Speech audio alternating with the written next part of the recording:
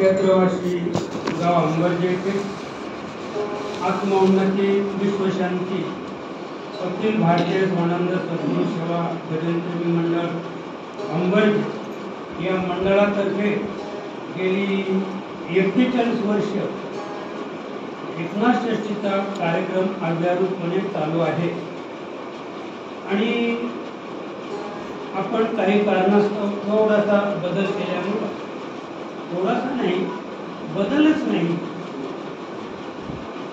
नाही कारण नाथ महाराज जनार्दन पंचांची षष्ठी साजरी करत होते। नाथ महाराज नाथ षष्ठी हे आपण म्हणतो नाथ षष्ठी, पण नाथ षष्ठी ही जनार्दन पंत जेव्हा गेले तेव्हापासून एकनाथ महाराज पैठणला ती साजरी करत होते गुरुची पुण्यतिथी म्हणून। आणि तीच आपण गुरुची पुण्यतिथी नाथ महाराज करत होते, तीच गुरुची पुण्यतिथी आपण साजरी करायला लागलो म्हणजे आपण अधिक त्या पुण्यतिथीच्या जवळ आलो।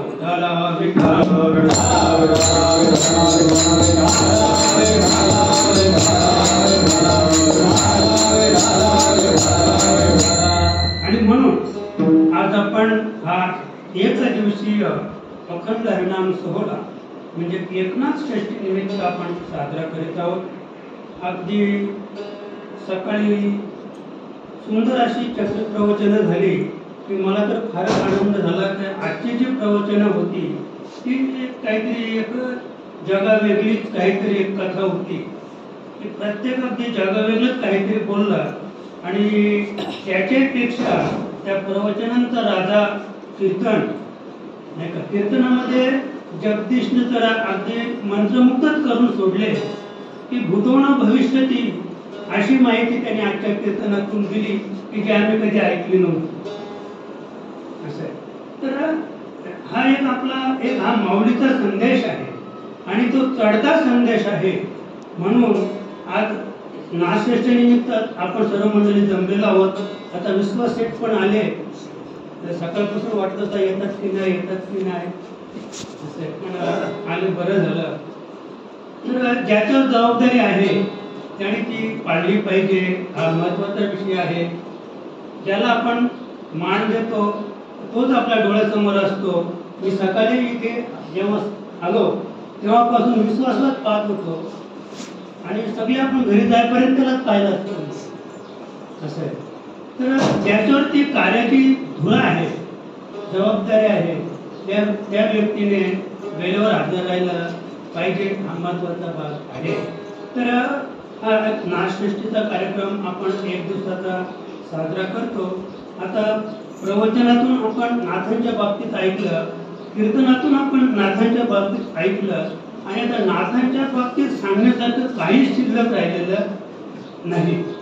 म्हणजे आता तो मला प्रश्न पडलाय की आपण नाथांच्या बाबतीत काय सांगावं, तर आपण काय सांगावं त्याच्यापेक्षा बहिणाबाई काय सांगतात ते पाहूया।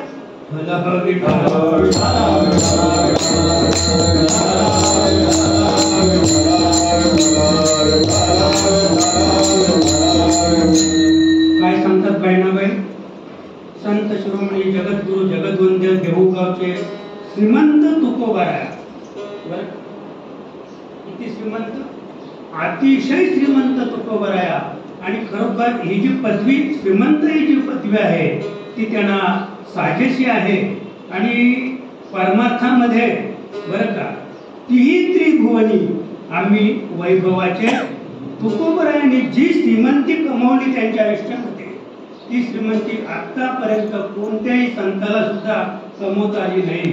तीही त्रिभुवनी आम्ही वैभवाचे धनी, म्हणजे एवढं समाधान, एवढं ऐश्वर्य, एवढं औदार्य, एवढं यश आणि एवढी स्त्री बरं का, सहलात्र नाही, एवढी स्त्री फक्त तुकोबांनाच कमावता आली।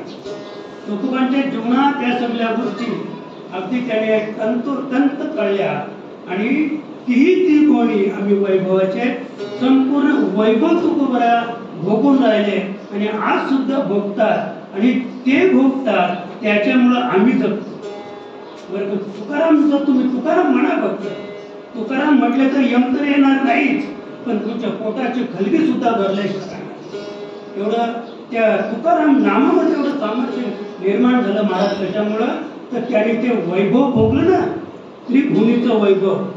ते त्रिभुवनीचं वैभव जर सांगायला गेलो ना महाराज, तर सगळे कोणते सांगितलं, कुत्रे घर राखीती किंवा चंद्र चुलीत गेला. तुकोबरायांच्या चुलीमध्ये चंद्र असायचा, म्हणजे चंद्र असायचं म्हणजे घर कसं होतं, चंद्रमौली घर म्हणजे चंद्राचा प्रकाश चुलीत पडत होता, किचन मध्ये पडत होता. कुत्रे घर राखत होती. बरं का, परी नाही भाकरी भक्षावया, रीतीशीती पाणी भरत होती तुकोबरायांच्या घरी महाराज. म्हणजे पाणी भरण्या इतपत त्या येत होत्या. त्या सांगत होत्या तुकोबरायांना, पाणी भरत तुकोबराया, पण पाणी भरायचं कशा, त्या पाणी भरायला येत होत्या रीतीसिद्धी, पण पाणी भरण्यासाठी त्यांच्याकडे कोणत्याही प्रकारचं साधन नव्हतं तुकोबरायांकडे. पण ती त्रिभुवनी बरं, पण ते तुकोबा स्वतः सांगायचे, मला काय म्हणे, काय कमी मला, अरे रीतीसिद्धी माझ्याकडे राबतात, पण समाधानी एवढे, परी नाही भाकरी भक्षावया, खायला आणणं मगून कोणी देत नव्हतं. अशी अवस्था तुकोबरायांची. पण मन कसं होतं, तीही त्रिभुवनी आम्ही वैभवाचे. मग त्यांच्या शिष्य कशा असतील, ही अनुवंशिकता. आणि म्हणून त्यांच्या अगदी पट्ट शिष्या बहिणाबाई प्रस्तुत अभंगातून एक संतांचं चिन्ह, संतांची ओळख करून देतात. या अभंगातून बहिणाबाई संतांची या ठिकाणी म्हणजे संत कसे असतात, संतांचं लक्षण या अभंगातून बहिणाबाई वर्णन करतात. दुसऱ्याचे दुःखे शिनेजाचे चित्त, दुसऱ्याचे दुःखे शिनेजाचे चित्त, तोची एक संत ओळखावा. दुसऱ्याचे दुःखे शिनेजाचे चित्त, तोची एक संत ओळखावा. अभंग पातुंडापूर्वी काढलंय, म्हणून बरं का, तयासी पुसावे दुःख ते रोकडीची, तयासी पुसता हरिल तो शीन, दुःख घे घेऊन रोकडेची. परोपकार दया झाला से विभागी, शांती ही सर्वांगी दृढतसे. बहिणी म्हणे नाही आपुले पारिके, वर्षता विवेके ज्ञान दृष्टी. तयासी पुसता हरिल तो शीन, दुःख गे हिरोनी रोकडेची. पांडुरंग करो प्रथमा नमन, पांडुरंग करो प्रथमा नमन, पांडुरंग करो प्रथमा नमन, पांडुरंग करो प्रथमा नमन.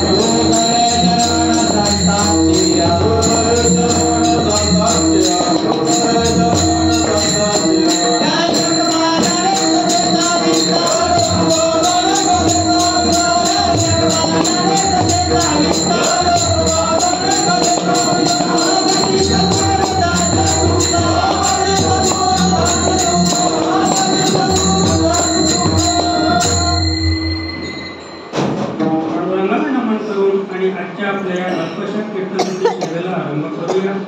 तर प्रथम थोडक्यात सांगायचं म्हणजे करूया कीर्तन राम नारायण, करूया कीर्तन राम नारायण.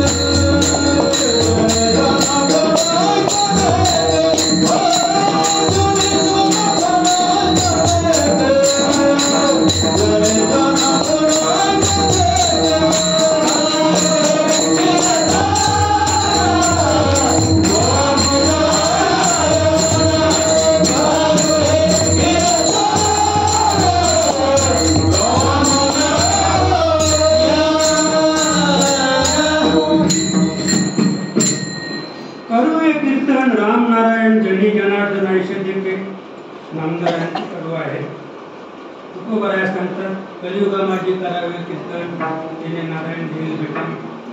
नारायणची भेट व्हावी इच्छा असेल तर आपण आपल्या जीवनामध्ये कीर्तन केलं पाहिजे. आपण नेहमी ऐकता किर म्हणजे झाडणे, तनू म्हणजे शरीर. हे शरीर झाडण्याचं साधन या नाम कीर्तन, हे शरीर झाडण्याचं साधन या नाम नाम. हे शरीर फक्त तुम्ही नामाच्या नाम हे साधन वापरलं तर नाम या साधनाने तुम्ही हे शरीर काय करू शकता, शुद्ध करू शकता आतून. असं का? आणि जेव्हा आपण नामाचा वापर करू तेव्हा जगदीशने सुंदर पुरावा दिला, घातिले बाहेरी काम क्रोध वैरी बैसला अंतरी पांडुरंग. या अंतरामध्ये पांडुरंग बसवायचं असेल, वाचवायचं असेल तर त्याच्यासाठी आपल्याला काय करायचं, काम क्रोध वैरी हे बाहेर घालवायचे. आणि ते बाहेर घालवण्यासाठी आता आपल्या नितांत सद्गुरूची आणि सद्गुरूकडून बोधाची गरज आहे. निरंतर आपण त्या नामाचा उच्चार जर केला तर काम क्रोध जे वैरी आहेत बरं का, तर ते बाहेर जात नाही कुठे. काम क्रोध लोभ मोह मद आणि मद ते जे षड्विकार आहेत तर त्यांना आपलं काय करायचं, म्हणजे त्यांना उलट मागे फिरून नामस्मरणाला लावायचे. त्यांना अतिशय प्रेमाने घ्यायचे. माया मारता येत नाही, क्रोध मारता येत नाही, षड्विकार कुणाच्या बापाला आतापर्यंत मारता आले नाही. म्हणून भगवान शंकराची कोटी लिंग आहे. भगवान शंकराची किती लिंग आहे, 1 कोटी लिंग आहे. ती लिंग कशी निर्माण झाली ती ते देवालाच विचारा, आपण सांगणं सुद्धा उचित नाही. असे तर हे कामक्रोध जे आहे तर यांना मारण्याचा प्रयत्न करायचा नाही. आपण फक्त नामस्मरण करत राहायचं. आपण नामस्मरण करत राहिलो की ते कालांतराने त्यांची मोहर बदलते. कालांतराने त्यांची मोहर बदलते आणि मोहर बदलल्यानंतर हे जे 6 जण आहेत ना हेच नामस्मरण करायला लागतात. हे 6 जण जर नामस्मरण करायला लागले तर त्या आनंदाला पारावरच नाही, कारण हे आहेतच तसे. म्हणजे ते ज्या बाजूने जातील, हे 6 जण ज्या बाजूने जातील विजय त्यांचा आहे. जसा भगवान यत्र योगेश्वर कृष्ण यत्र पार्थ धनुर्धरा, ज्या बाजूला म्हणजे पार्थ आहे, ज्या पार्टीमध्ये पार्थ धनुर्धर आणि भगवान श्रीकृष्ण आहे. संजय सांगतात धृतराष्ट्राला, हे राजा विजय त्यांचाच. तसं हे षड्विकार जे आहेत, हे षड्विकार एकदा आपल्याला प्रसन्न झाले, आपलंच आपण त्यांना केले की विजय आपला. आपल्याला मुक्ती आणि मोक्ष मिळवून कसा द्यायचा, एकदा त्यांनी ठरवलं की या जीवाला मुक्ती मिळवून द्यायची तर त्यांची मान कापली तरी ते मागे येणार नाही. क्रोध जो आहे ना, क्रोध तो कधीच मागे येणार नाही. त्याने ठरवलं ना या जीवाला मुक्तीच मिळवून द्यायची, कारण हा जीव काय झालेला आपल्याला त्याने सहाय्य केलेलं आहे. आणि म्हणून या षड्विकारांना सहाय्य करायचं आहे. पण सहाय्य कसं करायचंय, नामस्मरणाने सहाय्य करायचं.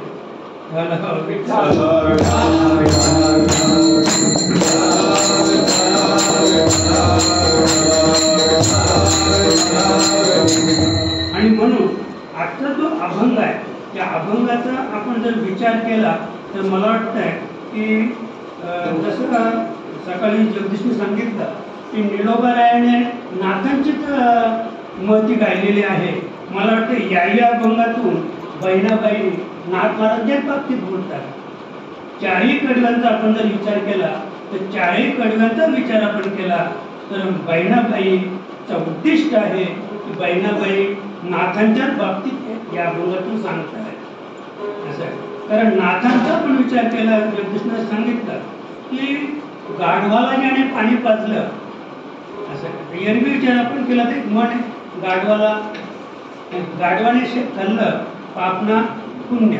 म्हणजे गाढवाला पाणी पाजलं तरी पुण्य नाही, पण गाढवाला पाणी पाजण्याचं उद्दिष्ट जे होतं नाथरायांचं ते पुण्य म्हणून नाहीये.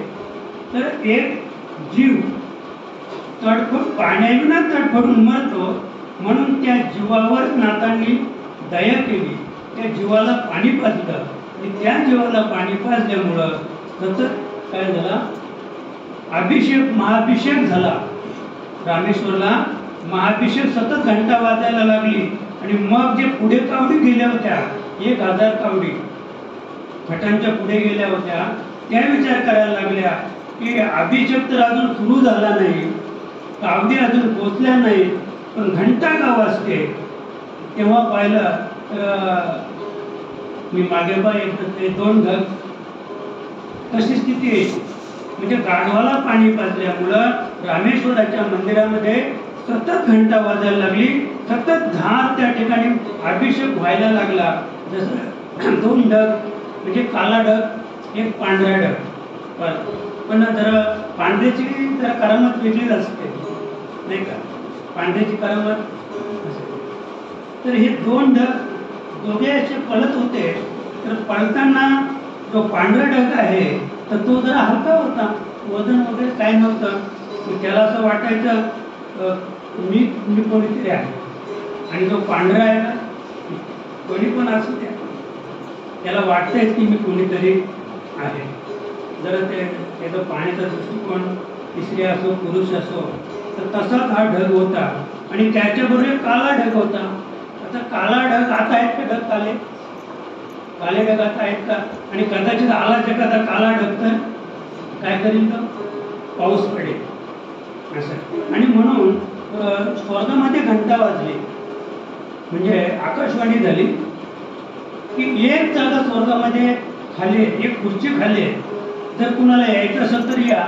हे दोघे पळत सुटले, पांढरा ढग आणि काला ढग. पण एखादी समजा जी गरोदर नाही ती बाई आणि जिथं 9 महिन्याची गरोदर बाई आहे, दोघींची शर्यत लावली तर पळायला चालेल का.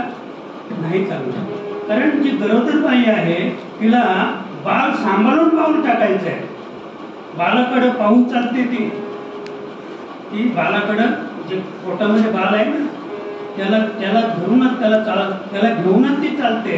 तेव्हा ती शर्यत हरली तरी चालेल, पण ती पळण्याचा प्रयत्न करणार नाही तिच्याबरोबर. तसं हा जो काळा ढग होता ना तो त्याच्याबरोबर पळायला लागला, पण पळता पळता तो घसरला आणि तो पडला. थोडक्यात सांगायचं म्हणजे एकदम थंड हवा त्याला लागली, थंड हवा दोघांना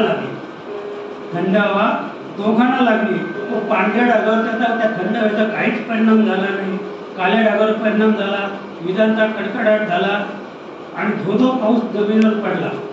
हा पाहत जर पुढे गेला, पुढे जाऊन मागे पाहतो तर काळा ढग दिसतच नाही. काळा ढग तोपर्यंतच दिसतो जोपर्यंत पाऊस पडत नाही.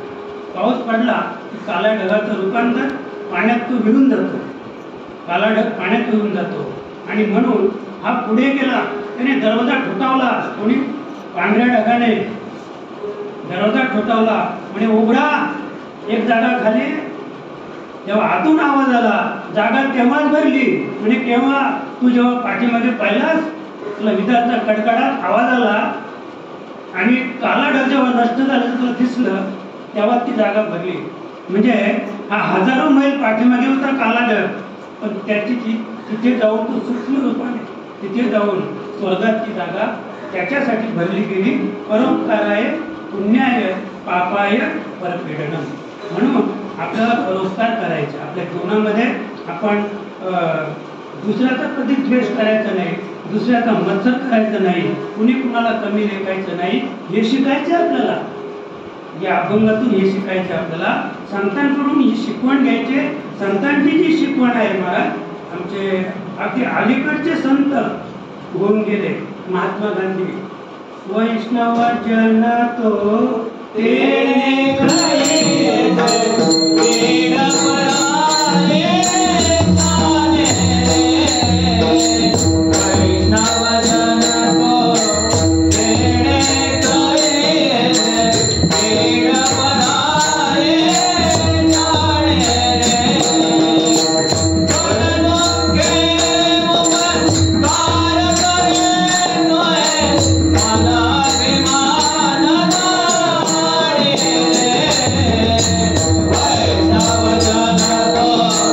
Yeah.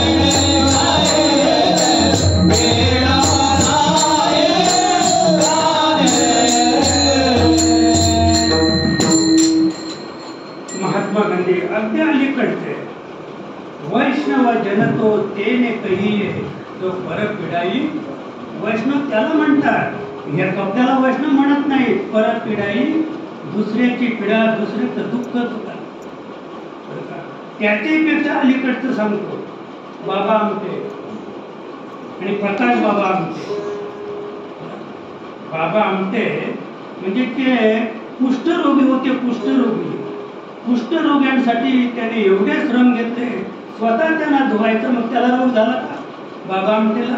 नाही झाला. मग आम्ही म्हणतो अनुवंशिकता किंवा अजून काय म्हणतात त्याला संसर्गजन्य रोग. मग त्यांना व्हायला पाहिजे होता. महात्मा गांधींना व्हायला पाहिजे होता. महात्मा गांधींनी सुद्धा साबरमती आश्रमाची निर्मिती केल्यानंतर त्या ठिकाणी परत पिढाई म्हणजे ज्यांना कुष्ठरोगाचं दुःख होतं एवढंच नाही तर समाजाने त्यांना एक प्रकारे वालिश टाकले होते. त्यांना वालिश समाजाने टाकले. अशा लोकांची सेवा साबरमती आश्रमात महात्मा गांधींनी केली. त्यांची स्त्री उडून बाबा आमटेंनी तेच केलं. प्रकाश आमटेच्या लग्नाला बरं का कुठलाच मंत्री नव्हता, कुठला आमदार नव्हता आणि कुठला खासदार नव्हता. बरं का आमच्या पत्रिकेवर तुम्ही नावं बघा आमदार खासदारांची केंद्रीय मंत्र्यापासून सप्त्या विचारायचंच नाही. मग एकेका सप्त्यामध्ये 70 नावं आम्ही वाचल्यात आमदार खासदारांची. ज्याचं नाव कोणाला माहीत नाही. दिल्लीच्या खासदाराचं नाव तिथं आंदोलनाच्या पत्रिकेवर थोडक्यात सांगायचं म्हणजे एवढं हे राजकारण आहे. पण जेव्हा प्रकाश आमटेचं लग्न झालं त्यावेळेला बाबा आमटेने कुणालाच आमंत्रण केलं नाही. त्याच्याकडे हजारो कुष्ठरोगी होते. त्यावेळेला किती कुष्ठरोगी होते? हजारो कुष्ठरोगी त्याच्याकडे होते. आणि लग्नामध्ये अक्षता टाकायला त्यांना हात नाही. तो हे झडलेले हात त्यांचे. तरी सुद्धा ती सगळी लोक त्या लग्नाला प्रकाश आमटेच्या लग्नाला सगळी लोक. आणि जर तुम्ही ते पाहिलं ना मला तर जरूरच आलं. लग्न लागल्यानंतर ती उभयता कुष्ठरोगांना वाढत होती. म्हणजे कोण? ते बाशिंग सोडून ठेवलं लगेच. ते बाशिंग गोल्यावर सोडून ठेवलं प्रकाश आमटे आणि त्यांची जी पत्नी. आणि त्या कुष्ठरोगांना ते काय करायला लागले? जेवण वाढायला लागले. काय प्रेम असेल. संत कुणाला मानावा? म्हणजे ते खरे संत. त्याची संत पूर्ण करीती मनोरथ. काय इच्छा असेल त्यांची. ज्यांना जेवायला वाढलं त्यांची काय इच्छा असेल आणि ज्यांनी वाढलं त्यांना पण काय आनंद असेल. जेवणाचा आनंद काय असेल असेल. म्हणजे हे जेव्हा आपल्याला कळेल परमार्थ हाच आहे बरं का. म्हणजे दुसऱ्याकडे पाहताना आपोपर भाव नको. आपोपर भाव जेव्हा आपल्यातून नष्ट होईल त्यावेळेला आपण त्या स्थितीला पोहोचलो असं त्याला आपण गृहीत धरायला हरकत नाही. आणि म्हणून आजच्या या अभंगातून आमच्या बहिणाबाई इतकं सुंदर सांगतात. दुसऱ्याचे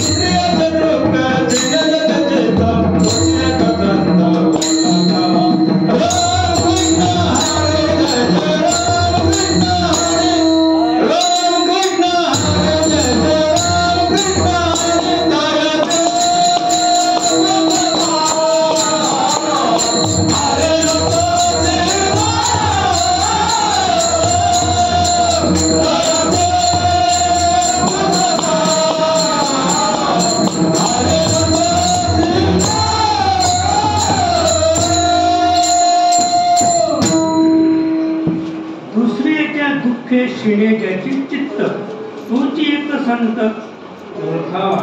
अशा आमच्या बहिणाबाई संतांची लक्षणं सांगताना सांगतात. आणि नाथांच्या बाबतीत तर मला तर काही सांगायचं नाही, तुम्ही ऐकलं आणि सगळ्या मंडळीने सांगितलेलं आहे.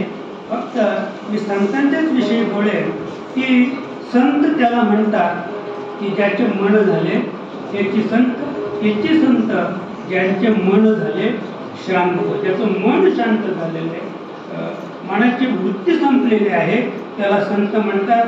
आणि असे एकमेव संत नाथ, एकमेव संत नाथ महाराज की दुसऱ्याच्या दुःखे शिणे त्याचे चित्त.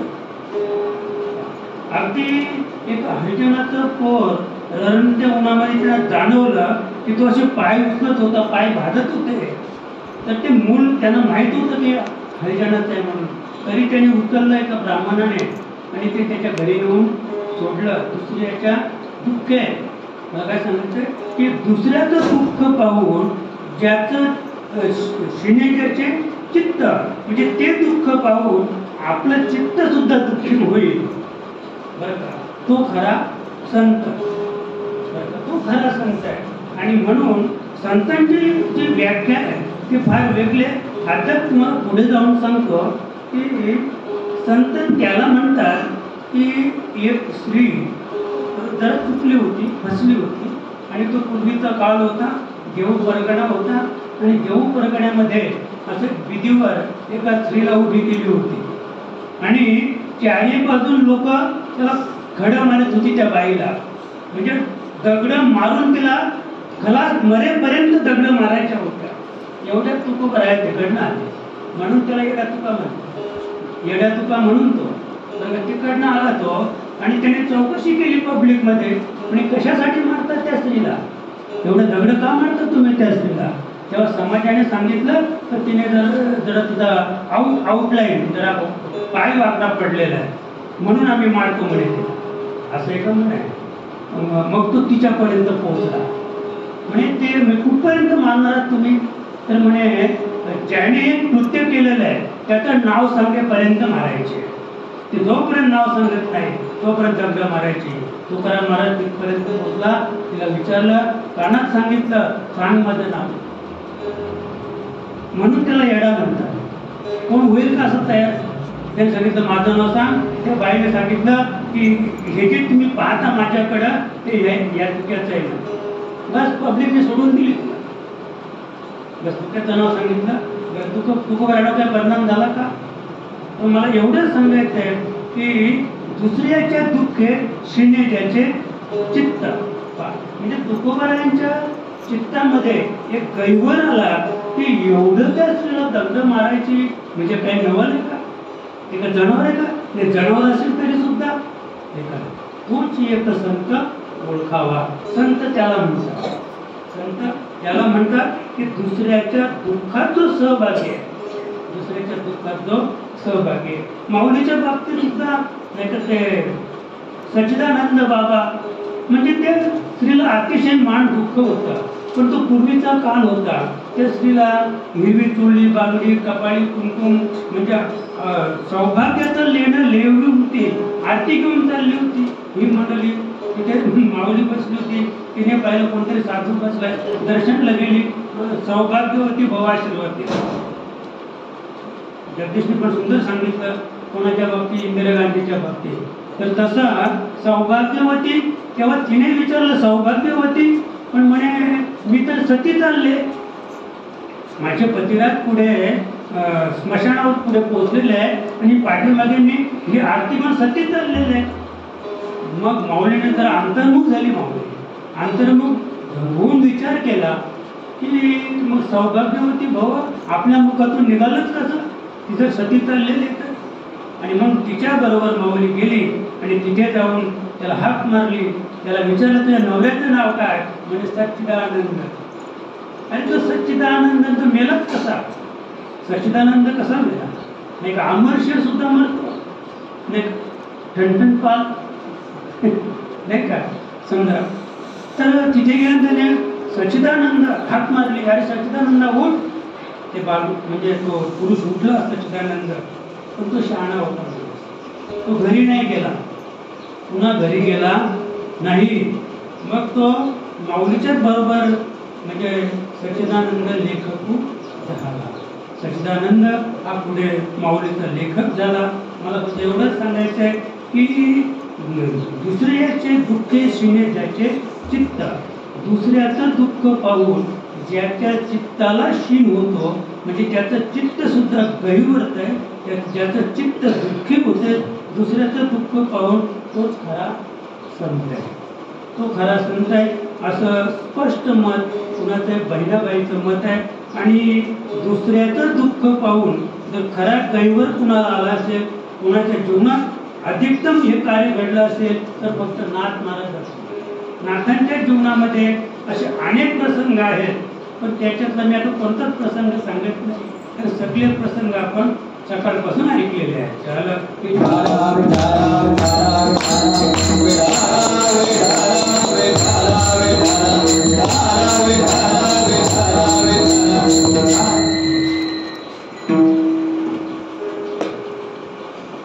तर फक्त आपल्याला एवढंच पाहायचं आहे की दुसऱ्याचे दुःखे शिण्याचे चित्त तोची एक संत ओळखावा, तोच एक संत आहे. आणि असा जो संत आहे, बहिणाबाई सांगतात की अशा संतांना शरण जा आणि अशा संतांना तुम्ही काहीतरी विचारा. अभंगाचे दुसरं चरण.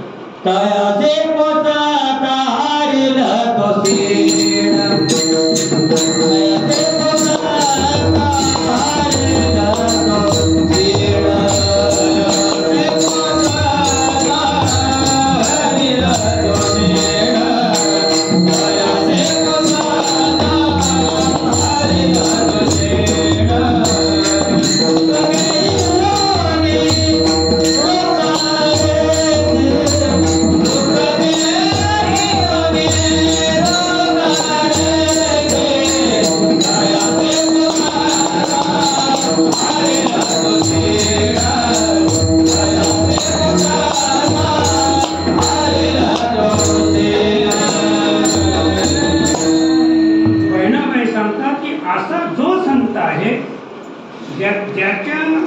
ज्याने असं लक्षण अंगीकारलं आहे, दुसऱ्याचं दुःख पाहून ज्याचं चित्त गहिवरलं आहे, त्याला संत म्हणतात. आणि अशा संतांना तुम्ही तयाशी पुसता, हरिला तो शीण, तयाशी पुसता. पुसणं वेगळं, बोलणं वेगळं, सांगणं वेगळं, ऐकणं वेगळं. पुसणं तयाशी पुसता, पुसता म्हणजे अगदी आर्द्रपूर्वक विचाराने, प्रेमाने, अगदी लढिवालपणाने आपल्याला प्रश्न विचारायचा आहे. कुणाला? संतांना. संतांना प्रश्न विचारायचा आहे, पण तो अशा पद्धतीने जर आपण विचारला तर काय होईल? तयाशी पुसता होईल तो शीण. बरं का? म्हणजे आपला जो शीण आहे, माझा शीण भाग गेला, शीण गेला, भाग गेला, तिथं पाहता विठ्ठला. आणि म्हणून आपला शीण घालवायचा असेल तर आपला काय? तयाशी पुसता हरील तो शीण. म्हणजे तुम्ही सांगताना जर विचारलं म्हणजे विविध बुद्धीने विचारलं. बरं का? तसंही आपण काही विचारलं तर चालणार नाही. एखादा राजा प्रसन्न झाला भिकाऱ्याला, तर त्याने सांगितलं की झोळी शिवून द्या. एकाला राजा प्रसन्न झाला तर तो म्हणतो तंबाखू आहे, पण थोडासा चुना दिला तर बरा होईल. तर जर असे मागणारे असले तर त्याचं काही एक म्हणजे त्या राजाची विडंबना नाही का? तर तसं आपल्याला संतांना पुसायचं आहे, पण ते पुसणं जे विचारणं आहे ते फार वेगळं आहे. आणि त्या पद्धतीने आपण संतांना जर विचारलं म्हणजे संतांना आपल्याला विश्वासात घ्यायचं आहे, विश्वासात घेऊन आपल्याला विचारायचे. आणि विश्वासात घेऊन विचारल्यानंतर हरीला तो शीण, आपला जो शीण आहे. आता शीण त्याला म्हणतात, शीण म्हणजे दुःख नाही. लय शीण झाला हो, दुःख वेगळं. दुःखद घटना घडली तर दुःख आहे. शीण म्हणजे शारीरिक दमछाक. शीण म्हणजे काय? शारीरिक दमछाक. आणि शारीरिक दमछाक हा मनाच्या अखत्यारातील विषय आहे. म्हणजे आज माझ्या मनाला बरं नाही, मनाला बरं वाटत नाही, याचा अर्थ त्याच्या शरीराला काहीतरी म्हणजे त्रास झालेला आहे आणि तकलिफीमुळं काय झालेलं आहे, त्याला शीण झालेलं आहे, लय शीण झाला असं आहे. मी चालून चालून थकला म्हणजे काय झाला, शीण झाला. म्हणजे आता पुढे जाऊन आपण पाहूया, म्हणजे हा जो शीण आहे, हरीला तो शीण, म्हणजे शीण याचा अर्थ असा आहे, एक एक योनी कोटी कोटी फेरा आणि मग लागे मला मानवाचा. म्हणजे हा गुरुने आलो मी गा, दुःख झाले दारुण यावया येथवरी होते याची दुर्लभ भेटी तुम्हा काही झाले दर्शन. कशाला का विनवितो तुका संता दोन्ही करत होतो. म्हणजे हा गुरुन आला आणि गुरुन आल्यामुळे त्याला चिंता. बाईनाबाई काय सांगतात की जो असा संत आहे दुसऱ्याचं दुःख पाहू ज्याचं चित्त विवल होत आहे, ज्याचं अंतःकरण विवलत आहे, असा जो आहे त्याला संत म्हणतात. आणि अशा संतांना जर तुम्ही शरण गेला, दयाशी पुसता अशा संतांना तुम्ही जर विचारलं, वैराग्यशीने उदासपणाने जर विचारलं, समष्टवर्धक विचारलं, तर हरी तो शीण. मी तुमची ज्या येरझारा करून जो शीण झालेला आहे तो शीण तो हरल्याशिवाय राहणार नाही. दुःख घे हिरोनी रोकडेची. आणि हेच जगात दुःख आहे. सगळ्यात मोठं दुःख जन्माचं आणि मृत्यूचं, याच्यापेक्षा वेगळं दुःख काही नाही. आणि आम्ही जे भोगतो, सध्या जे भोगतो ते वेगळं दुःख आहे. जे नाही ते भोगतो. आम्ही काय भोगतो, नाही ते भोगतो. मग जन्म नाही का, जन्म आहे, मृत्यू पण आहे बरं का. पण आपण अद्याप पुढे गेलो, उच्च स्थितीवर गेलो तर जन्म नाही आणि मृत्यू सुद्धा नाही, दोन्ही गोष्टी नाही असं. म्हणजे आपण जर एरवी सर्व भूतांच्या ठाई बरं का, द्वेषात रिग्नी नाही, द्वेषात रिग्नी अपपर नाही चैतन्य. माऊली काय सांगते गीतेमध्ये की सर्व भूतांच्या ठाई, ही जी भूत आहे नुसती माणसंच नाही बरं का, भूत म्हणजे जीव, कोणत्याही योनीतील जीव आहे. तर द्वेषाते रिघीची कही, म्हणजे कोणत्याच प्रकारचा द्वेष कोणाच्याच बाबतीत करायचा नाही. प्रत्येक जीव हा त्याच्या परीने श्रेष्ठ आहे. मी नेहमी सांगतो की प्रत्येक व्यक्ती ती जरी काम धंद्याला मुंबईला डोंबिवलीला कुठे जात असेल, मजुरी करत असेल, तरी तो राधाच आहे. तरी तो स्वतः कोण आहे, तो राधाच आहे. आणि म्हणून कुणालाच कमी लेखू नका. श्रीमंताने गरिबी, जो गरिबी आहे त्याला काय ढिकल आहे, म्हणजे त्याला तुम्ही कमी लेखायचं. प्रत्येक व्यक्ती आपापल्या परीने श्रेष्ठच आहे, हा भाव आपल्या ठिकाणी ठेवायचा आहे. अपपरू नाही चैतन्याचा. चैतन्य जे आहे ज्याला अबाधित सत्ता म्हणतात, त्याला भगवान परमात्मा म्हणतात, त्याच्या ठिकाणी हा अपपर किंवा द्वेषात्मक भूमिका कोणत्या जीवाच्या बाबतीत नाही. भगवान परमात्मा जेवढं प्रेम किड्यावर करतो, मुंगीवर करतो, डुकरावर करतो, सर्पावर करतो, तेवढंच प्रेम माणसावर करतो. माणसावर सुद्धा त्यांच्यापेक्षा जास्त प्रेम करतो असं नाहीये. भगवंत प्रत्येक जीवावर सारखंच प्रेम करतो. त्याच्या ठिकाणी हा लहान, हा मोठा, हा ज्ञानी, हा अज्ञानी, हा अपपर भाव चैतन्याच्या ठिकाणी नाहीये, म्हणून त्याला चैतन्य म्हणतात. हा अपपर भाव त्याच्या ठिकाणी नाहीये. अद्वेष्टा सर्व भूतांना, म्हणजे इतर जी भूत आहेत, सर्व भूतांच्या ठिकाणी अद्वेष भक्तीने आपण जेव्हा कार्य करू त्यावेळेला संत ही पदवी तुम्हा आम्हाला सर्वांना प्राप्त होईल. हे जे लक्षण आहे हे संतांचं खूण आहे. की संतांची खूण आपल्या ठिकाणी आपल्यामध्ये सुद्धा बांधल्याशिवाय राहणार नाही.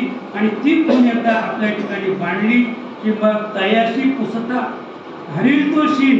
आपण त्याला विचारलं, त्याला शरण गेलो तर आपलं जन्म मृत्यूची जी रहाटी आहे, ह्या येरझारा आहेत, त्या येरझारा ते संत महात्मे चुकून टाकतील. आणि ते सुद्धा कशा चुकवतील, तर दुःख घे हिरोनी रोकडेची. दुःख घे हिरोनी म्हणजे हिरोनी म्हणजे चोरणे. म्हणजे जे संतांना शरण गेले त्यांचं दुःख त्यांनी चोरलं, संतांनी चोरलं. म्हणजे मला वाटतं ते जमा झालं ना कुठेतरी.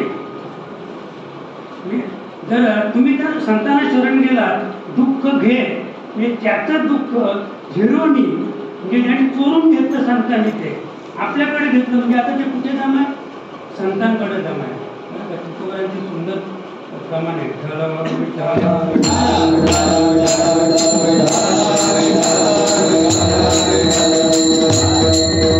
नाशिवंत देता ब्रह्म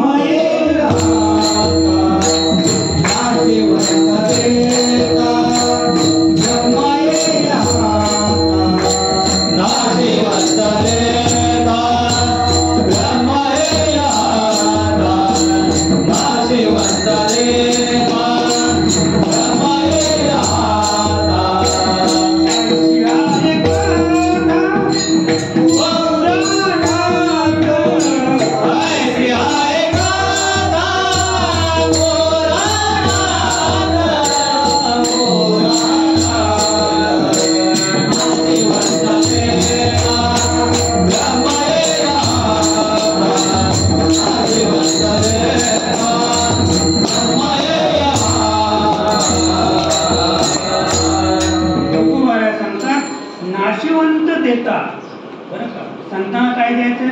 जे नाशिवंत आहे ना, जे उद्या नाशणार आहे, फेकून द्यायचे आपल्याला, उद्या की फेकून द्यायचे की संतांना द्यायचे.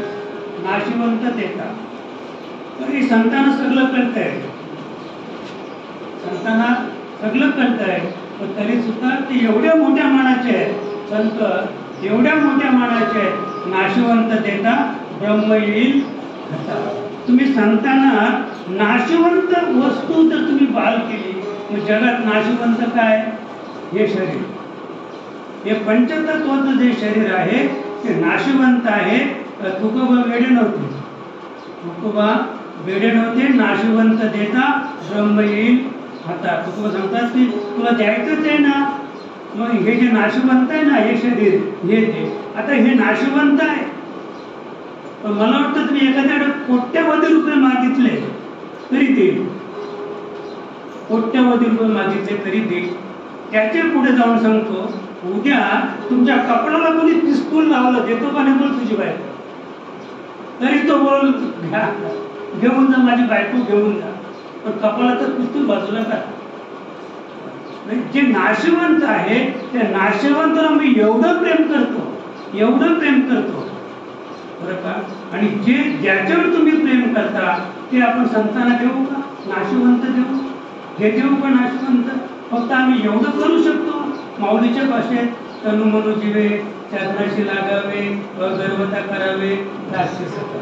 हे करू शकतो आम्ही, तनाने मनाने धनाने बोलू शकतो, फक्त देऊ काही शकत नाही. आणि म्हणून तो समजत की हे जे नाशिवंत आहे ते तू संतांना दे, मग तुझ्या हातात ब्रह्म येईल.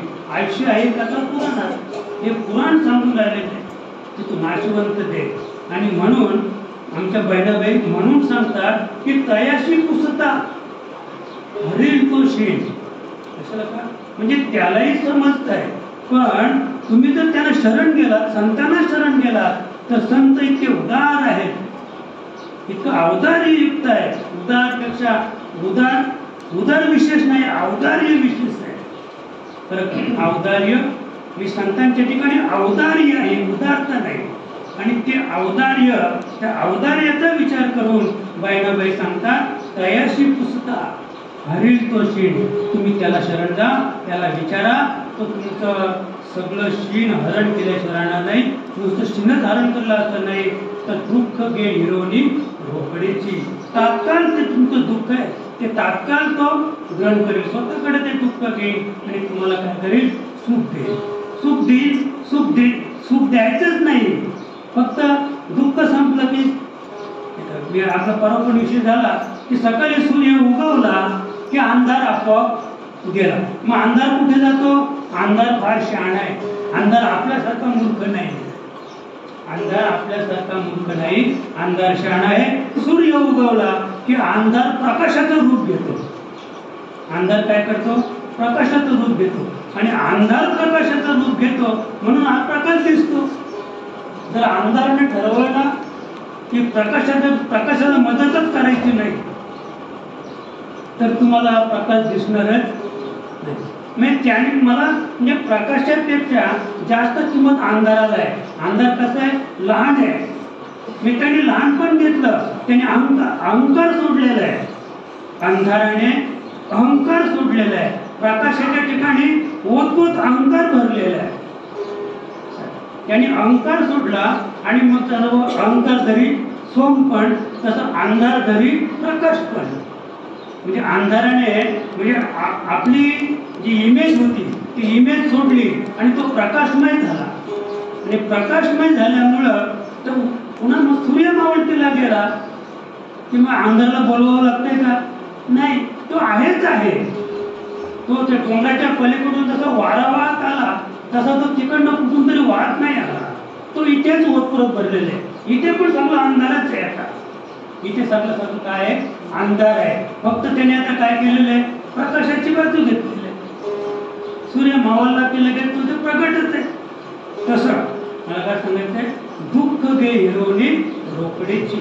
त्याचप्रमाणे संत जे आहेत ते आपलं जे दुःख आहे ते दुःख हिरून घेतलं की मग त्या संतांकडं सुख मागायची गरज, सुख मागायची गरज नाही. सुख दुःखातच आहे. सुख जे आहे ते कुठे आहे, दुःखातच आहे. म्हणजे दुःख सुखात नाही, दुःख सुखात नाही, सुख दुःखात आहे. म्हणून तर सुख पाहता जवा पाडे दुःख पर्वता एवढे. म्हणजे पर्वता एवढं दुःख, त्या पर्वता एवढं दुःखात जवा एवढं सुख आहे.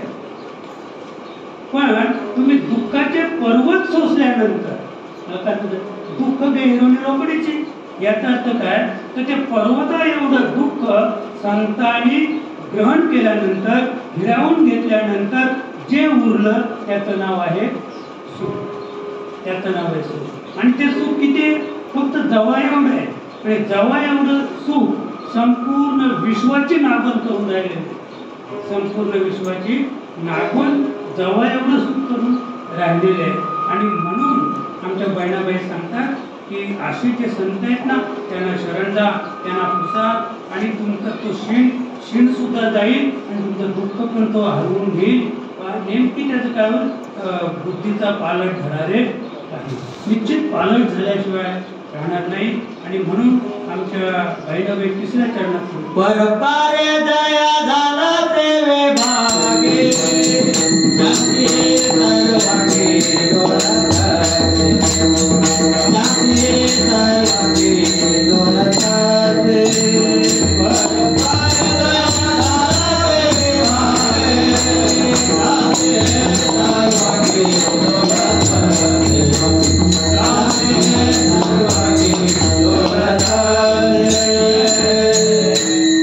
परोपकार दया झालासे विभागी. दया, दया म्हणजे तुम्हाला जे संत आहे, जे महात्म्य आहे, परोपकार दया झालासे विभागी.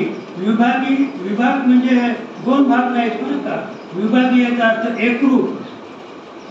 परोपकार दया झालासे विभागी म्हणजे परोपकाराची जी क्रिया होती.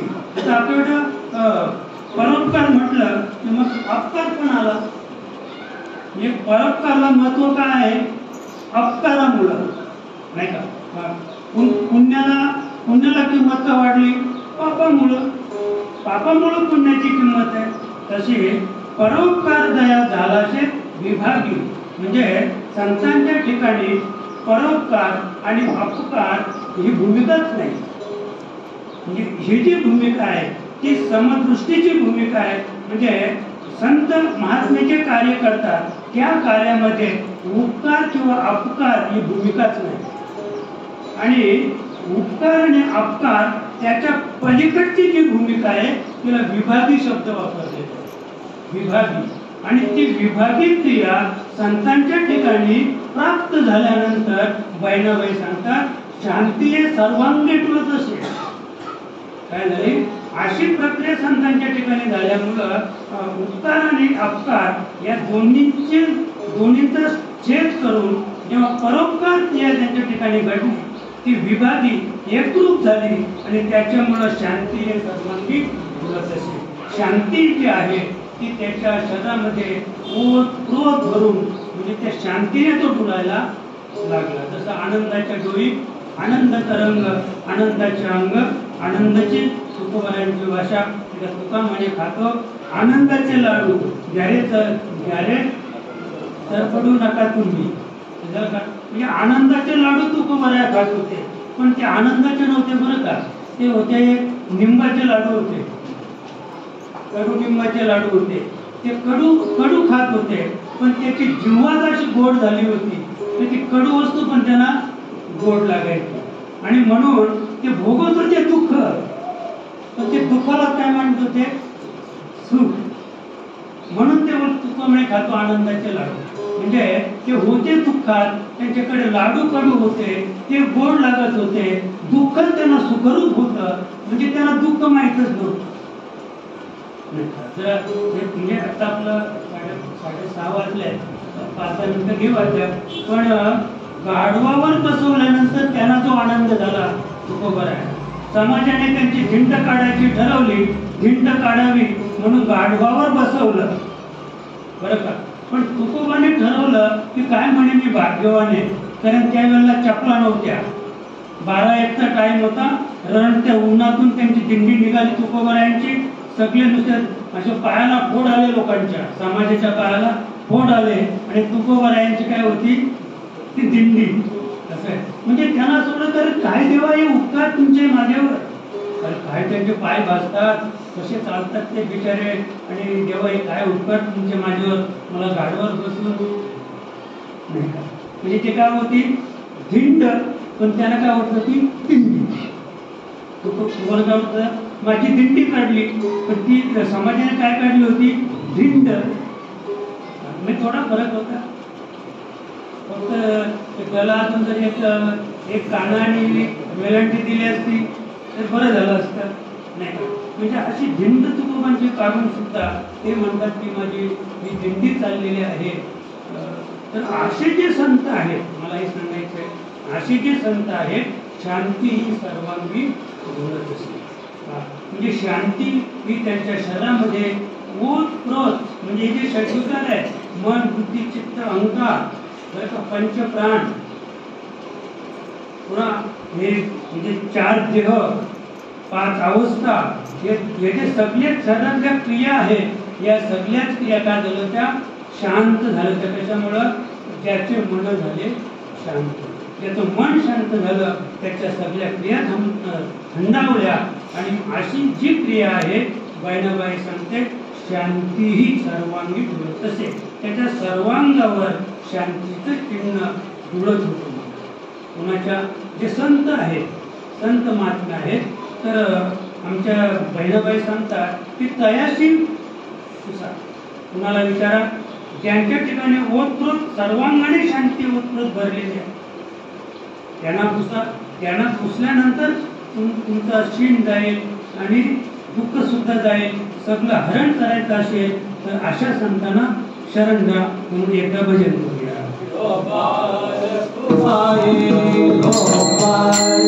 महिने नाही आपुले पारिखे वर्ततो विवेकी ज्ञानदृष्टी. शेवटच्या जगात बहिणाबाई सांगतात की आपुले पारिखे. तुकोबाई ठिकाणी सांगतात आपोपर गेले, तुका म्हणे तेवढे. आपोपर जो भाव आहे माझा आणि तुझा, हा जो भाव आहे म्हणजे आपलं आणि परक, हा जी आपल्या मनाची जी धारणा आहे आपली आणि परके, आपलेपणा परकेपणा माझेपणा तुझेपणा, हे जे द्वैत आहे द्वैतात द्वैत गेले, म्हणजे द्वैतात द्वैत गेले तुका म्हणे देव. म्हणजे द्वैत आणि द्वैताबरोबर अद्वैत दोन्ही गेले, द्वैताबरोबर अद्वैत गेले.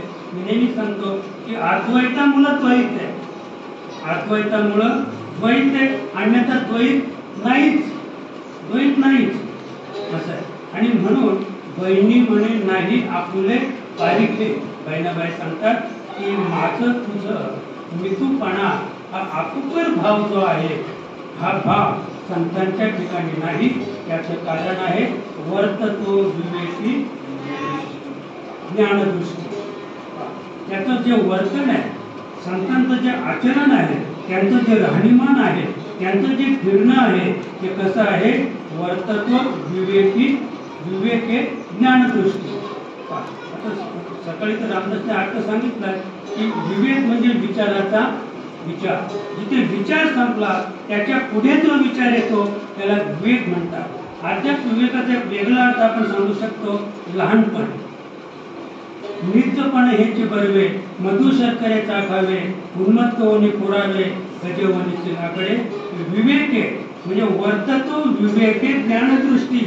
ज्याला ज्ञानदृष्टी आली तो कसा चालतो होता, म्हणजे तसं लहान चालतो ना, लहाना म्हणजे त्याची जी मनाची धारणा आहे ती लहान झाली, म्हणजे निजता त्याला आली, लघुता आली, असं आहे. म्हणजे त्याचा अहंकार गेला. आणि तुका म्हणे देव विवेक बुद्धी, बुद्धीचा विवेक म्हणजे अहंकार घालवणं. बुद्धीच्या ठिकाणी किंवा ज्ञानाचा जो अहंकार आहे तो अहंकार गेला की त्याला विवेक म्हणतात. वर्ततो विवेके ज्ञानदृष्टी. ज्ञानदृष्टीने त्याचा तो वर्तन चालू आहे, पण ते कसं आहे, विवेकाने म्हणजे विचार आहे. म्हणजे विचार हाच जीवनातील सार आहे. आपण एरवी जर विचार केला तर पहा, ज्ञात्याचे जे ज्ञातेपण, ज्ञात्याचे ज्ञाता कुणाला म्हणतात, जो ज्ञानी आहे, ज्याला ज्ञानाचं शेवटचं टोक त्याने गाठलं त्याला ज्ञाता म्हणतात. ज्ञात्याचे जे ज्ञातेपण, जो ज्ञानी झाला बरं का, त्याचं जे ज्ञानीपण आहे, म्हणजे त्याचं जे राहणीमान आहे, ज्ञातेपण म्हणजे काय, त्याचं जे राहणीमान आहे तेच खरं अज्ञान. ज्ञात्याचं जे ज्ञातेपण तेच खरं अज्ञान. ते काय आहे, म्हणजे त्याचं जे राहणं आहे, जो ज्ञानी आहे, जो पूर्णदशेला प्राप्त झाला तर तो समाजात कसा वावरतो, ज्ञातेपण म्हणजे तो मिरवतो, म्हणजे मी कोणीतरी, सूक्ष्म अहंकार त्याच्या ठिकाणी आहे. ज्ञानाचा अहंकार सूक्ष्म आहे. ज्ञात्याचे जे ज्ञातेपण तेच खरं अज्ञान, ते खरं अज्ञान आहे. तो जो वावरतो ना तो ज्ञानाने नाही वावरत, तर तो कशाने वावरतो, अज्ञानाने वावरतो.